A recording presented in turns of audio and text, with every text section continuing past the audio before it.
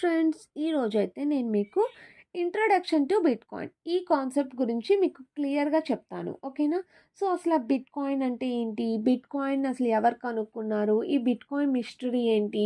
ఈ బిట్‌కాయిన్‌ని యూజ్ చేసి మనం అసలు ఏం చేయగలుగుతాము? ప్రతి ఇన్ఫర్మేషన్ గూడా నేను మీకు ఇవాళ క్లియర్‌గా చెప్తాను. Okay? Bitcoin is a digital currency. Bitcoin అనేది one type of digital currency అని అన్నాడు. అసలు డిజిటల్ కరెన్సీ అంటే ఏంటి?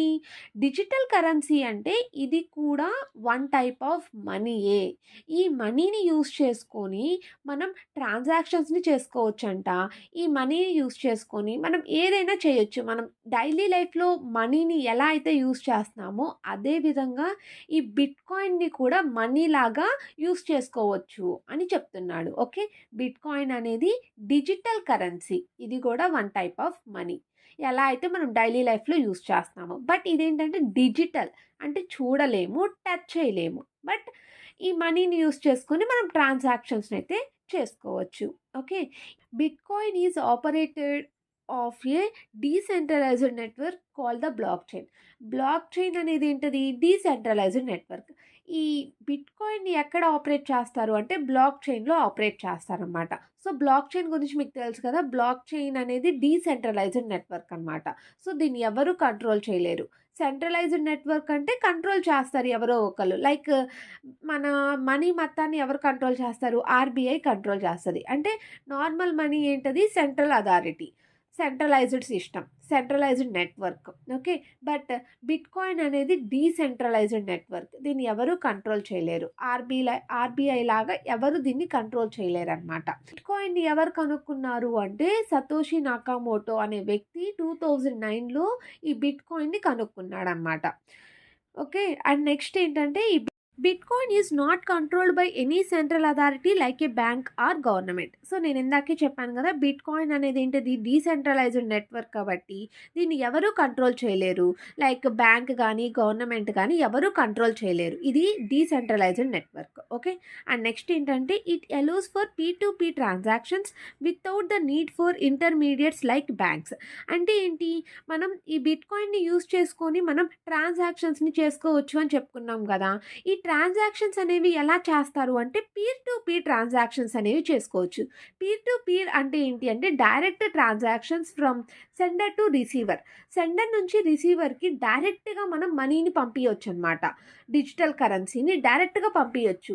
ఇక్కడ మధ్యలో ఇంటర్మీడియట్స్ లైక్ బ్యాంక్స్ అనే వాళ్ళు ఎవరు ఉండరు. అంటే బ్యాంక్ ద్వారా మనం మనీని ట్రాన్సాక్షన్ అనేది చేయలేమన్నమాట.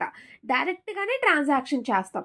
ఎలా డైరెక్ట్గా ట్రాన్సాక్షన్ చేస్తాము అంటే ఇప్పుడు సెండర్ దగ్గర బిట్‌కాయిన్ అడ్రస్ ఉంటది. రిసీవర్ దగ్గర బిట్‌కాయిన్ అడ్రస్ ఉంటది. సో, డైరెక్ట్‌గా బిట్‌కాయిన్ అడ్రస్‌కి మనం సెండ్ చేస్తాం అనమాట. సో, అది మీకు నెక్స్ట్ తెలుస్తది. ఎలా ట్రాన్సాక్షన్స్ చేస్తాము అనేది. ఓకేనా? And the transactions are verified by a network of nodes through a cryptography and recorded in a public ledger called blockchain. So, ఇప్పుడు పీర్ టు పీర్ ట్రాన్సాక్షన్స్‌ని ఎక్కడ వెరిఫై చేస్తారు అంటే బ్లాక్ చైన్‌లో నోడ్స్ ఉంటాయి కదా! లైక్ చూడండి, ఇది బ్లాక్ చైన్. ఈ black చైన్‌లో nodes ఉన్నాయి కదా! ఈ నోడ్స్ అనేవాళ్ళు ట్రాన్సాక్షన్స్‌ని వెరిఫై చేస్తారనమాట. ఈ నోడ్స్ వెరిఫై చేస్తాయి ట్రాన్సాక్షన్స్‌ని. ఓకే. అండ్ ఈ ప్రతి ట్రాన్సాక్షన్ కూడా పబ్లిక్ లెడ్జర్‌లో స్టోర్ అవుతదనమాట. ఓకే. పబ్లిక్ లెడ్జర్ అంటే ఏంటి? లెడ్జర్ అంటే ఏం చెప్పుకున్నాం మనం? లెడ్జర్ అంటే సెట్ ఆఫ్ ట్రాన్సాక్షన్స్. ప్రతి ట్రాన్సాక్షన్ కూడా ఈ లెడ్జర్‌లో స్టోర్ అవుతదనమాట. సో, ఆ లెడ్జర్ ఏంటది? Public ledger. ప్రతి ఒక్కరికి కనిపిస్తది. ఓకే. అది. ఓకే. మనకి ఈ బిట్‌కాయిన్ అనేది peer to peer transactions. Peer to peer transaction. ఈ పీర్ టు పీర్ ట్రాన్సాక్షన్ ఎవరు వెరిఫై చేస్తారు అంటే నోడ్స్ వెరిఫై చేస్తవి. అండ్ ఆ ట్రాన్సాక్షన్స్ అన్నీ కూడా పబ్లిక్ లెడ్జర్‌లో స్టోర్ అయ్యి ఉంటవి. ఓకే.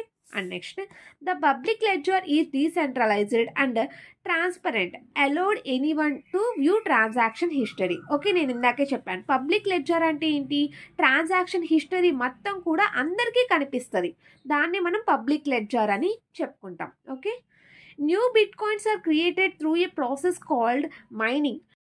ఇక్కడ ఏంటి అంటే నార్మల్‌గా మన మనీ ఇప్పుడు డైలీ లైఫ్‌లో యూజ్ చేసే మనీని ఎవరు కంట్రోల్ చేస్తారు? సెంట్రల్ అథారిటీ లైక్ ఏ బ్యాంక్స్, ఆర్‌బీఐ అనేది కంట్రోల్ చేస్తది. ఆర్‌బీఐయే నోట్స్‌ని ప్రింట్ చేస్తది. అవునా? ప్రతి ఇయర్ ఇంత నోట్, ఇన్ని నోట్స్, ఇన్ని క్రోర్స్ అని చెప్పి నోట్స్‌ని ప్రింట్ చేస్తది గదా! అలానే బిట్‌కాయిన్ గూడా డిజిటల్ కరెన్సీ అని చెప్పుకున్నాం. ఈ డిజిటల్ కరెన్సీని ఎవరు క్రియేట్ చేస్తారు? అసలు ఎలా ప్రింట్ చేస్తారు అంటే మైనర్స్ అనేవాళ్ళు క్రియేట్ చేస్తారనమాట.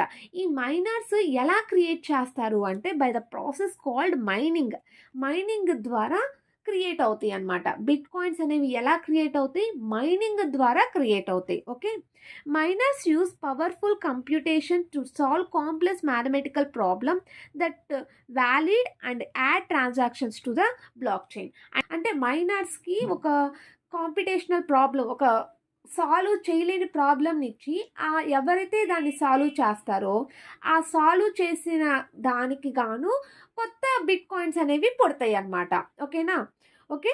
అలా మనకి న్యూ బిట్‌కాయిన్స్ అనేవి రివార్డ్‌గా వస్తాయి. రివార్డ్‌గా అంటే వాళ్ళకి బహుమతిగా వస్తాయన్నమాట.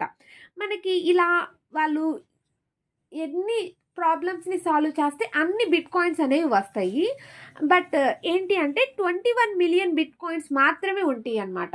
సో, ఎంత వరకు వాళ్ళు బిట్‌కాయిన్స్‌ని పొందగలరు అంటే కేవలం 21,000,000 బిట్‌కాయిన్స్ మాత్రమే ఉన్నాయి. ఈ 21,000,000 బిట్‌కాయిన్స్‌ని కూడా వాళ్ళు మైనర్స్ అనేవాళ్ళు మైనింగ్ చేసి అంటే కాంప్లెక్స్ ప్రాబ్లమ్‌ని సాల్వ్ చేసి పొందగలుగుతారు. ఓకే. బిట్‌కాయిన్‌ని యూజ్ చేసుకొని మనం ట్రాన్సాక్షన్స్‌ని చేసుకుంటున్నాం. ఈ ట్రాన్సాక్షన్స్ అనేవి సెక్యూర్‌గానే జరుగుతాయా అంటే అవును, జరుగుతాయి. They are used cryptographic techniques. ఈ క్రిప్టోగ్రఫిక్ టెక్నిక్స్‌ని యూజ్ చేసుకొని వీళ్ళు సెక్యూర్‌గా ట్రాన్సాక్షన్స్ అనేవి చేసుకోవచ్చనమాట. అండ్ నెక్స్ట్ ఏంటంటే bitcoins is stored in a digital wallet which can be software based online desktops or mobiles. These wallets are securely stored private keys needed to access and manage bitcoins. అంటే ఏంటి అంటే ఈ bitcoin అనేది ఎక్కడ store అవుతది? ఇప్పుడు transactions అనేవి జరిగాయి. ఈ ట్రాన్సాక్షన్స్ జరిగేటప్పుడు బిట్‌కాయిన్స్ అనేవి స్టోర్ అవ్వాలి కదా! ఎక్కడ స్టోర్ అవుతాయి అంటే డిజిటల్ వాలెట్స్‌లో స్టోర్ అవుతాయి అన్నమాట. ఈ డిజిటల్ వాలెట్స్ అనేవి ఎక్కడ ఉంటాయి అంటే లైక్ డెస్క్‌టాప్స్‌లో, మొబైల్స్‌లో, ఆన్‌లైన్ ట్రాన్సాక్షన్స్ ఇవన్నీ కూడా ఆన్‌లైన్‌లో స్టోర్ అవుతాయి అన్నమాట. ఇవి అన్నీ కూడా సెక్యూర్‌గానే స్టోర్ అవుతాయి. They are used private keys needed to access and manage bitcoins. ఈ బిట్‌కాయిన్‌ని మేనేజ్ చేయాలన్నా, యాక్సెస్ చేసుకోవాలన్నా బై యూజింగ్ ప్రైవేట్ కీని యూజ్ చేసుకొని వీళ్ళు యాక్సెస్ అనేది తీసుకుంటారనమాట. ఓకే. సో, మీకు ఈ ప్రైవేట్ కీస్, పబ్లిక్ కీస్, ఈ క్రిప్టోగ్రఫిక్ టెక్నిక్స్ ఇవన్నీ తెలిసే ఉంటాయి గదా! అందుకే నేను ఇంకా డీటెయిల్‌గా చెప్పట్లేదు. Okay. And next bitcoins price can be changed rapidly. అంటే ఏంటి? ఇప్పుడు నార్మల్‌గా మన మనీ అయితే చేంజ్ అనేది అవ్వదు. ఇప్పుడు రూ. 100 నోట్ అంటే రూ. 100 దాని వాల్యూ 100 మాత్రమే. రూ. 1000 నోట్ అంటే 1000 మాత్రమే దాని వాల్యూ. బట్ బిట్‌కాయిన్ యొక్క వాల్యూ ఏంటంటే కెన్ చేంజ్ ర్యాపిడ్‌లీ. బిట్‌కాయిన్ యొక్క ప్రైస్ అనేది చేంజ్ అవుతూ ఉంటదంట. ఒక బిట్‌కాయిన్ యొక్క వాల్యూ ఎంతైనా అవ్వొచ్చనమాట. ఓకే. సో, ఇప్పుడు ఎలాగు అంటే ర్యాపిడ్‌గా చేంజ్ అవుతూ ఉంటది. లైక్ ఏ గోల్డ్. సో, గోల్డ్ కాయిన్ ఎలా అయితే చేంజ్ అవుతూ ఉంటదో దాని యొక్క వాల్యూ, అదే విధంగా బిట్‌కాయిన్ యొక్క వాల్యూ కూడా చేంజ్ అవుతూ ఉంటదనమాట.